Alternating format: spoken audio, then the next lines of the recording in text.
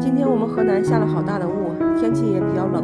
我和婆婆已经感染10多天了，还是不停的咳嗽。听说了一个小偏方，今天也来试一下。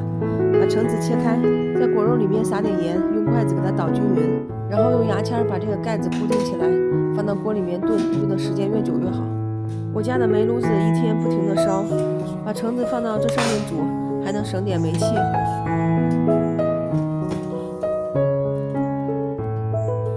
大概蒸了40多分钟，差不多了。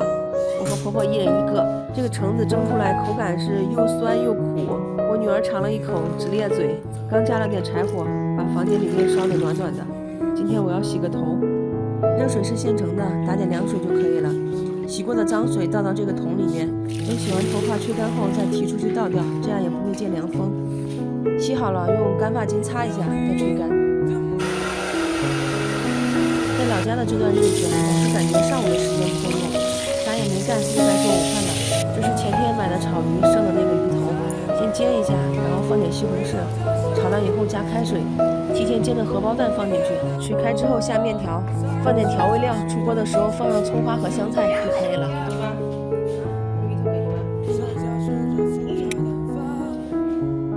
一个鱼头切成了2半，婆婆和儿子一人1半。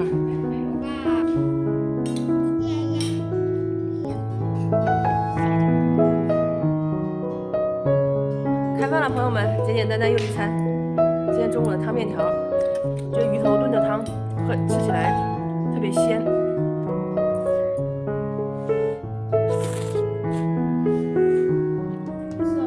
吃完饭洗洗涮涮就2点了。下午去县城给我朋友送点粉条，要过年了，他的亲戚朋友们一起分一分。先去我三叔家装粉条。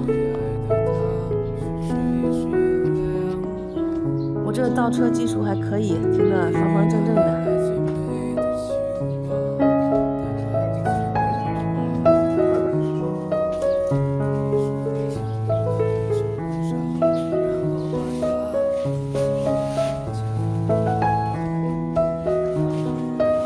装好了，出发。